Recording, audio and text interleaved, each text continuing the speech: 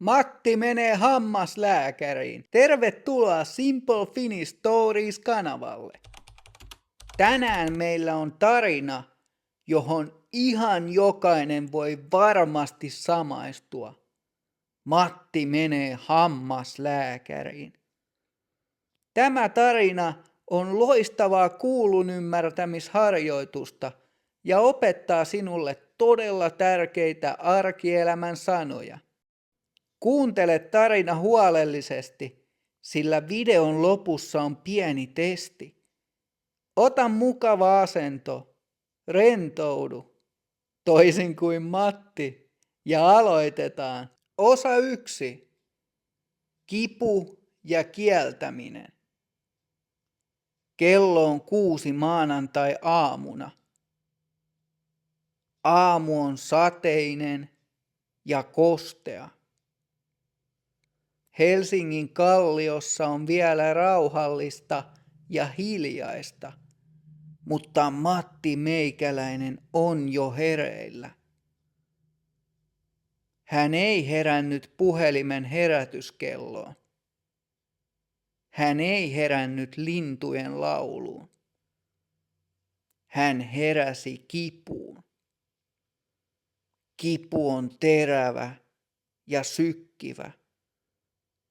Se tuntuu suun vasemmalla puolella, ylhäällä, takahampaassa. Tuntuu aivan siltä, kuin joku pieni, vihainen mies hakkaisi hampaan sisällä pienellä vasaralla. Pum, pum, pum, pum. Kipu lyö samaan tahtiin Matin sydämen kanssa. Matti nousee hitaasti ylös sängystä ja kävelee keittiöön. Hänellä on yllään pyjamahousut ja hänen suosikkivaatteensa, vanha sininen villapaita. Hän ottaa kaapista lasin ja laskee siihen hanasta kylmää vettä. Matti juo ison kulauksen. Se on valtava virhe. Kun kylmä vesi osuu kipeään takahampaaseen, kipu voimistuu. Kipu tuntuu kuin kovalta sähköiskulta Matin suussa. Matti irvistää ja puristaa silmänsä tiukasti kiinni. Vesi melkein purskahtaa hänen suustaan tiskialtaaseen. Matti kävelee kylpyhuoneeseen ja laittaa valot päälle. Hän katsoo itseään peilistä. Yleensä peilistä katsoo ystävällinen, hieman pyöreäkasvoinen mies, jolla on siniset silmät ja lyhyt, ruskea ja sekaisin oleva tukka. Mutta tänään tuo sympaattinen mies on poissa. Hänen ihonsa on vielä kalpeampi kuin yleensä, ja hänen silmänsä ovat väsyneet. Matin vasen poski on ehkä vähän turvoksissa. Matti pelkää hammaslääkäriä enemmän kuin mitään muuta maailmassa. Jo pelkkä ajatus hammaslääkärin tuolista saa hänen kätensä hikoilemaan. Ehkä kipu menee ohi, Matti sanoo ääneen peilin edessä. Hän avaa lääkekaapin, ottaa 2 suurta tablettia särkylääkettä ja nialaisee ne varovasti pienen vesitilkan kanssa. Sitten hän menee olohuoneen sohvalle makaamaan ja odottamaan, että lääkkeet alkaisivat vaikuttaa. mutta kipu ei mene ohi. Kuluu tunti ja sykkivä kipu jatkuu hampaassa. Lopulta Matin on pakko luovuttaa. Matin on pakko kohdata pelkonsa. Hän ottaa puhelimensa tärisevillä käsillä, avaa internetselaimen ja etsii lähimmän hammaslääkäriaseman numeron. Hänen on pakko soittaa ajanvaraukseen. Osa 2. Odotushuoneen kauhut. Matti saa ajan heti samaksi aamuksi, koska kyseessä on särkypäivystys. Se tarkoittaa klinikkaa, jonne voi mennä kiireellisesti, kun kipu on todella kova ja hoitoa tarvitsee nopeasti. Matti istuu raitiovaunuun numero 3. Matka Kallion halki tuntuu loputtoman pitkältä. Jokainen raitiovaunun tärähdys tekee kipeää ja kipu sykkii suoraan Matin hampaassa. Kun Matti avaa hammashoitolan oven, tuttu haju iskee hänen kasvoilleen. Se on vahva, sairaalamainen tuoksu. Puhdas sekoitus desinfiointiainetta ja lääkkeitä. Tuoksu saa Matin vatsan kääntymään ympäri. Hän ilmoittautuu tiskillä ja istuu odotushuoneen tuolille. Odotushuoneessa on aivan hiljaista, mutta yhtäkkiä jostain seinän takaa kuuluu kimeä, pelottava ääni.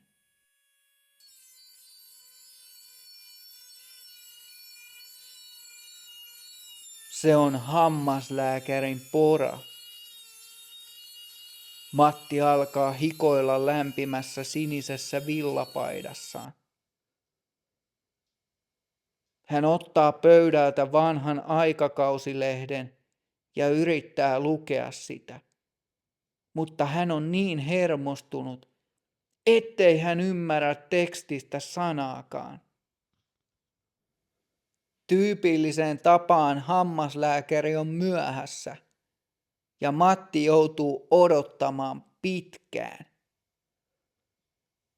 En muista, että hammaslääkäri olisi ikinä ollut ajallaan, Matti pohtii mielessään. Yhtäkkiä erään huoneen ovi aukeaa ja ovelta kuuluu ääni. Matti Meikäläinen! Matti Meikäläinen! Hoitaja kutsuu Mattia. Matin jalat tuntuvat raskailta kuin lyijy, kun hän kävelee hitaasti kohti hoitohuonetta. Huoneen keskellä on iso, pelottava hammaslääkärin tuoli ja sen yläpuolella roikkuu valtava, kirkas lamppu. Hammaslääkäri on onneksi ystävällinen nainen. Hei Matti, kuinka voin auttaa tänään? Sinulla taitaa olla kovaa särkyä hampaassa. Hammaslääkäri kysyy myötätuntoisesti. Joo, Matti vastaa varovasti. Vasemmalla puolella ylhäällä on todella kipeä hammas. Se on särkenyt koko aamun. Enkä pystynyt juomaan edes kylmää vettä.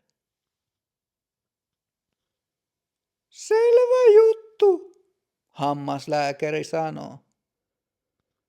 Mikä hammas siellä tarkalleen särkee? Osaatko näyttää? Matti osoittaa sormellaan turvonnutta poskeaan. No niin, katsotaanpa mikä täällä on hätänä. Laita vaan pää rennosti taaksepäin. Hammaslääkäri sanoo rauhoittavasti. Tuoli laskeutuu hitaasti makuuasentoon. Matti puristaa käsiään tiukasti nyrkkiin. Hammaslääkäri katsoo Matin suuhun ja nyökkää. Täällä on aika iso reikä. Meidän täytyy paikata tämä, hammaslääkäri toteaa. Hän kysyy Matilta, haluaako Matti puudutuksen. Puudutus on pistospuudutusainetta, joka tekee hermon hetkeksi tunnottomaksi, jotta toimenpide ei satu. Matti nyökkää nopeasti. Hän todellakin haluaa puudutuksen. Osa 3. Helpotus ja palkinto. Hammaslääkäri ottaa esiin metallisen puudutusruiskun. Matti ehtii nähdä sen sivusilmällä ja hänen sydämensä hyppää kurkkuun. Neula näyttää valtavan pitkältä ja pelottavalta kiiltäessään kirkkaan lampun valossa. Matti puristaa silmänsä nopeasti kiinni ja yrittää hengittää syvään. Hammaslääkäri antaa puudutuksen. Pistos nipistää hetken, mutta pian Matti tuntee, kuinka hänen vasen poskensa ja ylähuulensa muuttuvat kummallisen raskaiksi. Ne ovat nyt puutuneet, mikä tarkoittaa, että hermo on tunnottomassa tilassa, eikä Matti tunne poskessa enää mitään, ei edes kosketusta. Sitten alkaa itse työ. Matti pitää silmänsä suljettuina. Hän kuulee poran inisevän äänen aivan lähellä. Mutta se ei enää pelota, koska kipua ei ole. Hän tuntee vain hieman tärinää. Hoitaja laittaa Matin suuhun ohuen muoviputken. Se on imuri, eli laite, joka imee kaiken veden ja syljen pois suusta toimenpiteen aikana. Matti keskittyy hengittämään, vaikka hammaslääkärin instrumentit täyttävät hänen suunsa. No niin, valmista tuli, hammaslääkäri sanoo lopulta ja nostaa tuolin takaisin ylös. Hammas on nyt paikattu, eli reikä on puhdistettu ja täytetty uudella kovalla aineella, eli paikkausaineella. Matti yrittää sanoa kiitos paljon, mutta hänen huulensa roikkuu oudosti alhaalla. Sana kuulostaa hauskalta. Kiitos paljon. Hammaslääkäri ja hoitaja hymyilevät. Toimenpide maksaa 180 €. Matti maksaa laskun ja astuu ulos klinikalta. Sade on lakannut ja aurinko paistaa kallion kaduille. Matti hengittää syvään raitista ilmaa. Hän tuntee itsensä todelliseksi sankariksi. Hän kohtasi pahimman pelkonsa ja voitti sen. Koska kipu on vihdoin poissa Matti päättää palkita itsensä. Hän kävelee suoraan lähimpään leipomoon ja ostaa ison, pehmeän korvapuustin ja kupin kahvia.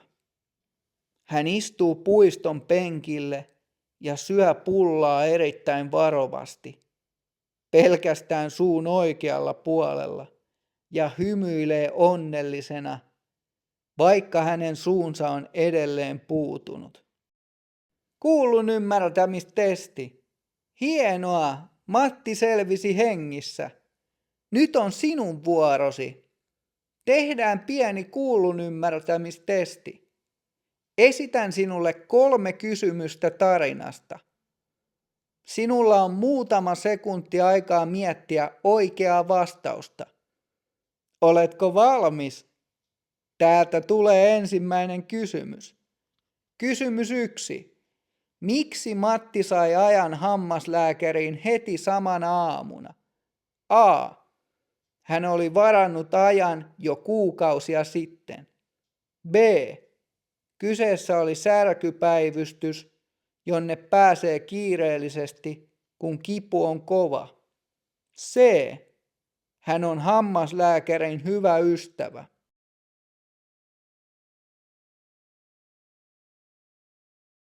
Oikea vastaus on B. Matti soitti päivystykseen, jotta hän saisi apua nopeasti. Kysymys 2. Mitä sana puudutus tarkoittaa tässä tarinassa? Vaihtoehto A. Lääkepiikkiä, joka laittaa hermon lepotilaan, jotta toimenpide ei satu. B. Laitetta, joka imee veden pois suusta. C. Ainetta, jolla reikä paikataan.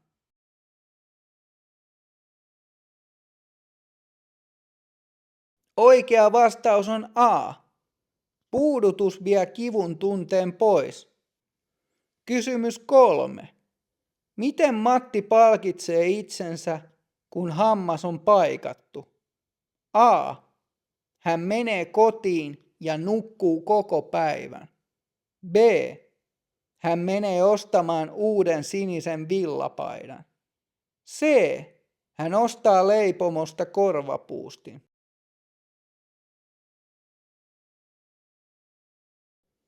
Oikea vastaus on C. Matti ostaa leipomosta korvapuustin. Miten testi meni? Saitko kaikki 3 oikein? Hienoa työtä! Jos haluat opiskella tämänkin tarinan sanaston rauhassa ja lukea tekstin suomeksi ja englanniksi, löydät PDF-oppaan minun YouTube-kaupastani. Linkki on videon kuvauksessa. Ja jos haluat pääsyn kaikkiin materiaaleihin, liity jäseneksi Patreonissa tai täällä YouTubessa. Kiitos paljon, kun katsoit ja kuuntelit.